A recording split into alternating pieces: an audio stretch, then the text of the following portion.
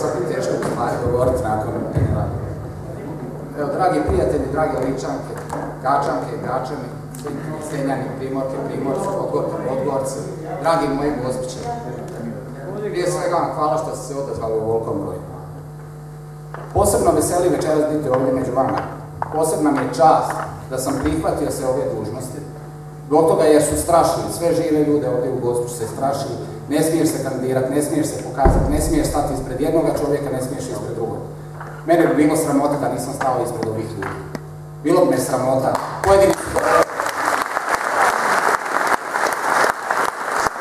Ovo je pošteni, neucijenjeni dio Like. Ja sam znači na poziciji trenutno direktora Elektrolike, da sam mudro, sigurno bi negdje sa strane gledao, mahao zastavicama i mudrovao. Ne, mene moj otac nije naučio da stojim iza drugih, nego da uvijek idem prvi. Idem s časnim i poštenim ljudima. Nije me sramota, nije me strah. Možete mi raditi što god hoćete. Prijetite na televiziji da ćete micat ljude, ali mene iz Gospića moga nećete maknuti. To nećete. Ovdje su moji didovi ginuli, moji očevi, ovdje ću i ja umreti, a i ovdje će moje dijete živjeti. Nećete nas istjerati iz Gospića, bando jedna.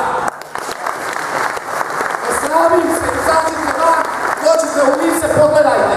Ovih dana udbaški pišete protiv mene po portalima Plaćanici.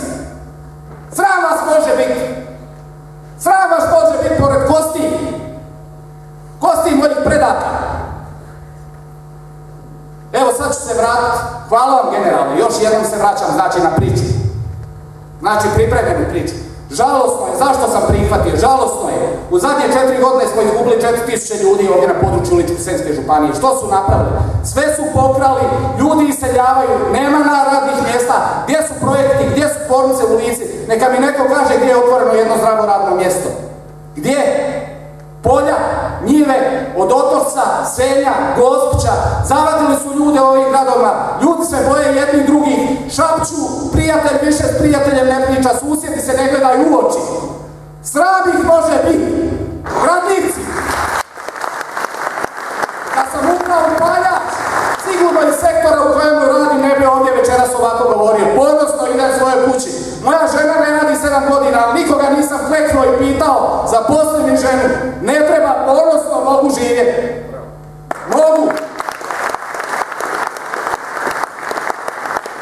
I zašto sam se onda odlučio kandidirati? Zato jer želim ovoj županiji dobro, želim da moje dijete tu živi, želim pomoć svima ljudima. Žalosno je kada djeca, kada roditelji, ovdje ima i vas, hvataju mene za rukav, možeš mi pomoći mome djetetu. Kako? Iz jednoj firme, kako da pomognem? Znači moramo doći u županiju, moramo preuzeti gradove, moramo početi mijenjati prostorne planove, pronalaziti investitore, graditi. 15 godina radim u sektoru investicija, znam kako se rade projekti. Znači mijenjamo prostorne planove, prilagođavamo ih. Osloboditi moramo, znači, komunalnih doprinosa poduzetnike. O čemu mi pričamo? Ima da u Gospiću na autoputu kad se silazi ovdje stoji tabla, besplatno dajemo zemljište i oslobođeni ste komunalnih doprinosa. Ukoliko u roku od 5 godina ne izgradite pogon, plaćate 100.000 eura penala. O tome je vi. To nije problem napraviti, ali niko ništa ne radi. Sad dalje što da vam kažem, poljoprivreda, evo gospoda se okrenulo. Pričamo o poljoprivredi. Jedna čitava Lika nema jednu mljekaru. Čitava Ličko-senjska županija, gdje nam je mljekara bilo koja? Da li imamo bilo što, da li imamo hladnjače za poljoprivredne proizvode? Poljoprivrednici koji se jadni bave s nečim, prodaju pošto po to da im ne propadne proizvod.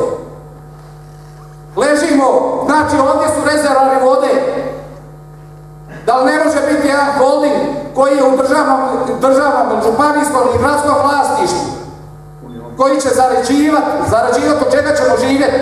Da li nije moglo u Gospiću na ovoj tržnici biti gore solarne ploče od kojih će se samo financirati projekt i taj projekt košta 2 milijuna kuna, ne 10. I on se samo financira i još to, nakon toga prihodujemo u gradski proračun. Čemu mi pričamo? O ljubavi prema gradu, državi, domovini. Evo sad prvi put galami, znači ove papire ne trebaju mi, počeo sam pričati, žalosno je, žao mi je, može se napraviti, znam da se može napraviti, imamo toliko kvalitetnih ljudi, toliko kvalitetnih, mladih, obrazovanih ljudi. Ne smiju se ovdje pojaviti, jer se boje danas sutra njihove roditelji će dobiti posao. Ma koga se bojite? Bandita! Što ja poslije ovoga govora treba reći, ako skoro 20 godina rada u HEP-u, kao sam trenutno direktor, da ja ne smijem sutra doći na posao. Ma ko će mi zabraniti? Ko će mi reći da ja ne smijem ući svoju firmu, svoju gradu? Sram ih može biti. Zato vam kažem, evo, kad smo zajedno, niko nam ništa ne može, ali je stvar zavadi pa vladaj. To su napravili od nas. Zato Karla podržavam, zato je čestit hrabar čovjek koji je stao i rekao ja idem tu. Ako Karlo ide, onda ću ići ja. Zato idem. Bez kalkulacije. Eto, to je to sad, da vam ukratko, znači sad morao prolistati da vidim što bih htio još reći. Ništa, rekao sam sve. Reći vam još nešto. Milion turista dolazi na Plitvička jezera. Kako mi imamo povezano, kakve mi koristi imamo ovdje u cijeli ovaj dio Ličko-senjske županije. Milion turista da ih mi ne možemo preusmjeriti da posjete unutarnji dio Like. Da ne mogu posjetiti organiziranim turistima, znači i spomen kuću Ante Starčevića i memorijalni centar Nikole Tesle, kroz koji se treba razvijati poduzetništvo. Ma imamo sve, a nemamo ništa. Karlobag i Priobalje, Novalja puna, nisu u stanju organizirati te jednodnevne izlete da ljudi prođu do Plitvica. Mi pričamo o kruzerima. Kakvim kruzerima? Di su kruzeri? Čitava obala, ovaj dio Ličko-senjske županije od Senja, Karlobag do Marija Magdaline, pa do grada Novalje. Nema jednu nautičku marinu. O čemu mi pričamo? Da li se ne može to napraviti? EU fondovi postoje. Ne postoji regulatorna energetska agencija u Ličko-senjskoj županiji. Jedna od rijetkih županija koja nema to. A što dobijamo kroz tu agenciju? Dobijamo besplatne fasade iz EU fondova i dobijamo domaće od poduzetnika koji bi radili i postavljali te fasade. Ko radi po tome? Niko, ništa. Ništa. I gledamo sa strane, dokad gledat, ne mogu gledat. Ja ne želim svome Patriku staviti torbu u ruku i reći odlazi svoje djedovine. Neću mu reći. Ali nažalost puno ljudi je prisiljeno, 4000 ljudi u 4 godine. Puno ljudi bi ovdje bilo duplo više da se ne boje za svoju djecu i za egzistenciju njihovu. O tome je problem. Ali zato treba otići, reći mu, klimnuti, da, ja ću glasati za vas, hvala na ucijeni, hvala na ome, ti će tamo zaokružiti svoje. Kakvi listići, kakvo snimanje, kakve prijetnje. Pa meni je na Facebooku, ja se igram na Facebooku u zadnje vrijeme, namjerno se igram da vidim kako će provocirati. Da vidim reakcije na nekim portalima. Pa sram ih može biti.